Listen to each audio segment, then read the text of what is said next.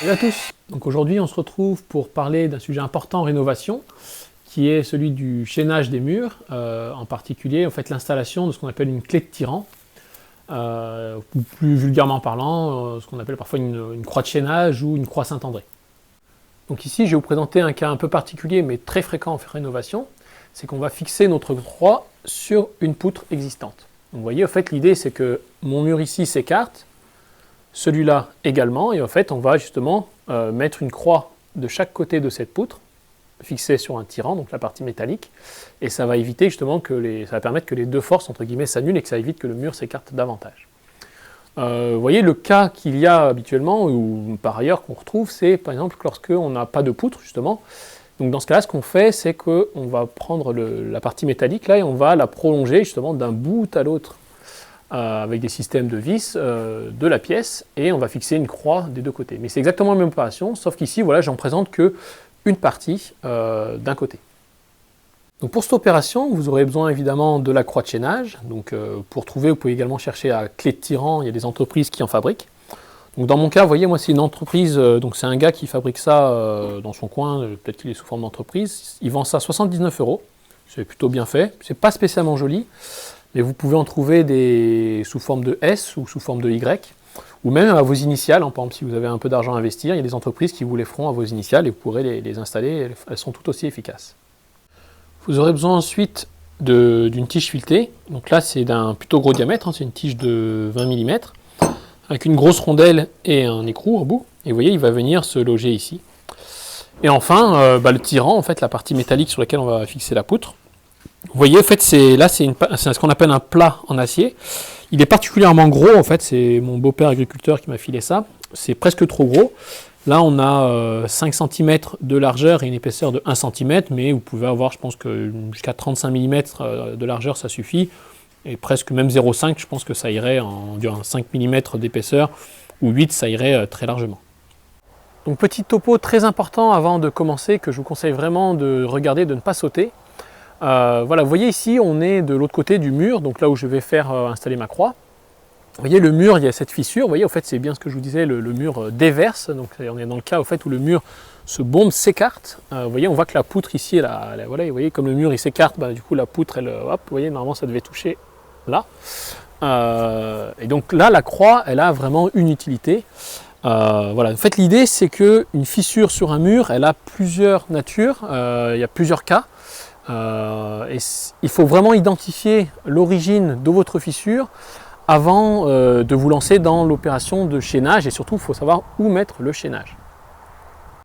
Donc si vous êtes novice, moi je ne suis pas maçon, l'idée c'est que globalement c'est plutôt un maçon ou un architecte, je sais pas, quelqu'un qui s'y connaît, qui peut vraiment identifier la cause, parce qu'elles peuvent être multiples, d'une fissure sur votre mur. Ça peut être aussi un enduit qui est mal séché, qui est mal posé, tout ça. Je vais vous montrer un cas justement pour essayer de vous éclairer un peu, vous voyez, qui est juste à côté, qui justement ne serait pas éligible justement à installer la croix telle que je vais le faire. Vous voyez ici, le mur là il est vraiment en mauvais état, là, il est en train de... Il y en a une fissure là et une fissure là. Et vous voyez, si je mets une croix ici, là, si j'installe là, ça sera complètement inutile. Vous voyez, le mur ici, l'idée c'est qu'en fait il s'écarte de ce côté-là. Et donc en fait il faudrait mettre des tirants, un ici, on aille de l'autre côté du mur et qu'on le récupère. Bon, je pense même que là le mur il faudra limite le reprendre, parce que là c'est un peu catastrophique. Donc un autre cas qui ne serait pas du tout bon pour chaînage, ce serait par exemple, ça arrive beaucoup maintenant en ce moment, c'est au fait lorsque le sol, au fait le sous-sol, la terre sur laquelle est posée votre maison, en fait s'effondre, ou il y a une sorte de trou qui se forme, et votre maison, vous voyez, en fait, si vous enlevez de la terre et que la maison est rigide, vous voyez, en fait ça va partir et il y a juste une partie de la maison, voilà, ça fait une grosse fissure. Et dans ce cas-là, c'est une opération qui est complètement différente. Il y a des mecs qui arrivent et qui mettent de la mousse ou je sais pas quoi dans votre sous-sol, et ça va rebomber votre maison. Donc vous voyez, là vous mettriez un chaînage, ça ne servirait à rien. Donc dernier cas auquel vous pouvez peut-être être confronté, donc c'est celui qu'on appelle l'ancrage. L'idée c'est plutôt, en général, c'est les murs qui entourent les propriétés.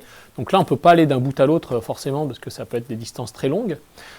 Et dans ce cas-là, voilà, ce qu'on fait, c'est qu'on va fixer notre clé, notre tirant, en fait, à une masse, ce qu'on appelle l'encre, donc qui sera souvent un gros pot de béton, qui doit être suffisamment fort justement pour retenir le mur de s'écarter, de déverser.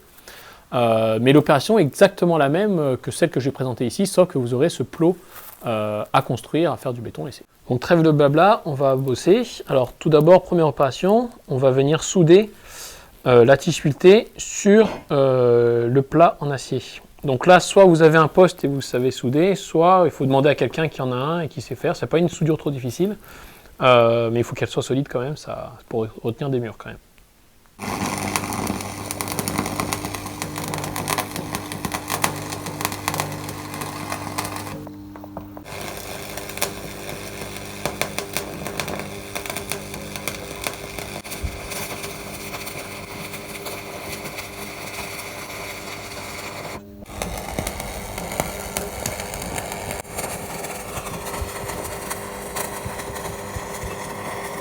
Donc voilà le résultat de la soudure. Vous voyez, donc là c'est limite trop soudé, hein, il y a même trop, bon, ça va tenir, au moins vaut mieux trop que pas assez. Au niveau de la longueur, j'ai pas montré, mais en gros là j'ai pris, je crois un peu plus d'1,20 m, voilà.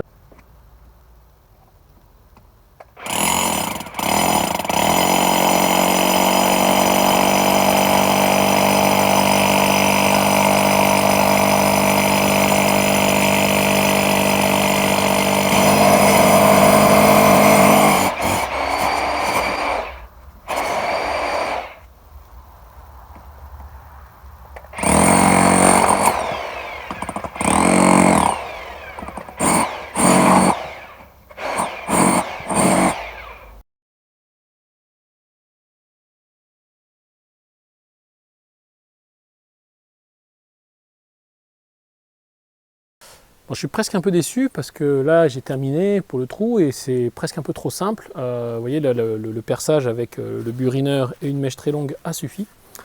En fait, il faut voir que parfois vous ne voyez pas où est la poutre parce que c'est recouvert et du coup il faut essayer de bien calibrer et si on sait où elle est, on peut justement passer juste sur le côté puisque justement sur les murs qui déversent, on a en général des jours autour des poutres et du coup c'est assez simple de creuser. Parfois vous allez tomber sur des grosses pierres et là il va falloir parfois y aller au marteau, au burin. Vous voyez là de l'autre côté du mur, ça fait tomber de la chaux, il faudra reprendre l'enduit. Hein. Voilà. Je vais simplement marquer où arrive mon plat pour savoir où percer mes trous pour les tire-fonds. Donc là j'ai utilisé des tire-fonds de 10 pour fixer le tirant. Donc il faut percer le tirant.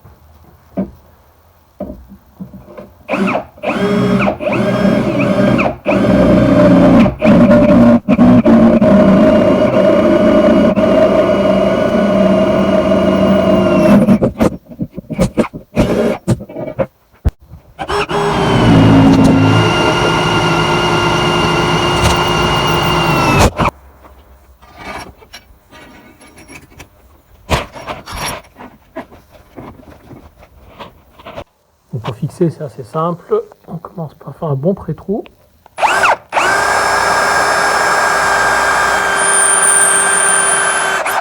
Donc là, comme c'est des gros tire-fonds, moi j'aime bien y mettre de la graisse pour qu'il pénètre dans le chêne, parce que c'est du vieux chêne qui est très très dur. Et les tire-fonds, ça pète assez vite, surtout quand on utilise une clé à choc. Voilà, moi j'y vais dans la visseuse à choc, mais au fait vous pouvez vraiment y aller aussi avec une clé classique manuelle. Hein.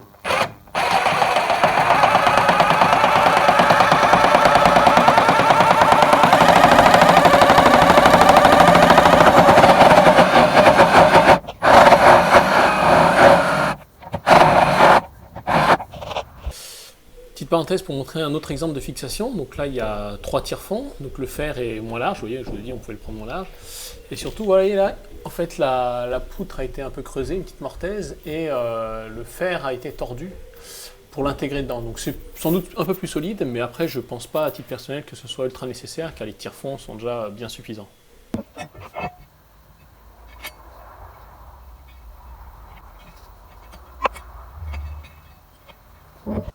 Donc la précision importante, c'est pas la croix, en fait, elle va pas servir à venir repousser le mur. Okay, en fait, le mur il est bombé, en fait, c'est impossible de le repousser de l'autre côté. Ça va juste limiter la progression du déversement. Et donc là, on va serrer, hein, bien assez, mais en fait, on ne va pas chercher à repousser le mur derrière.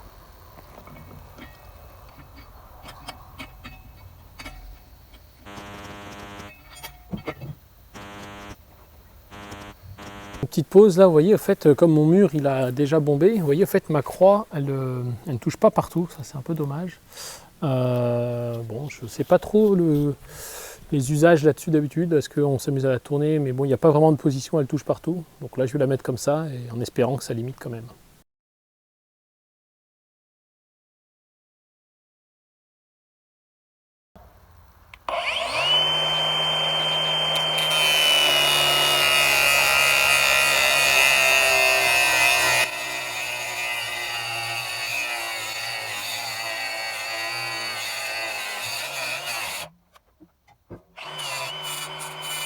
On se retrouve après quelques finitions non filmées, en particulier d'enduit et d'autre côté un peu de peinture de ferronnerie et de rattrapage de chaux, pas encore sec d'ailleurs.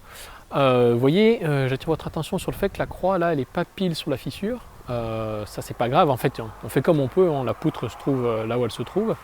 Malgré tout, ça retiendra quand même le mur de bombé, parce que c'est un bombage qui ne concerne pas juste la partie de la fissure. Également le fait que, je vais vous dire que en fait, un mur qui bombe, c'est aussi qu'il est fragilisé, souvent les joints sont en mauvais état, tout ça, et il faut aussi parfois renforcer votre mur, reprendre au ciment, à la chaux vos joints. Et pour ça j'ai fait toute une série de petits films que je vous remets ici, là, voilà, et n'hésitez pas à y aller les consulter. Avant de vous quitter, je voulais également vous préciser que je suis un particulier, hein, je ne suis pas maçon. C'est un sujet qui est assez complexe, que je ne maîtrise pas complètement. Le chaînage, tout ce qui est les forces sur les murs. Donc si vous connaissez, voilà, n'hésitez pas à en parler dans les commentaires, je suis toujours ouvert à apprendre. Voilà. Et c'est vraiment sans prétention que je fais ce petit film, et voilà, ça m'aurait aidé en tout cas d'en avoir un comme ça. Voilà, pour les autres, sinon, si vous avez aimé la vidéo, comme d'habitude, abonnez-vous si ce n'est pas déjà fait, mettez un pouce bleu, un commentaire, voilà. Allez, je vous dis à plus tard et à bientôt.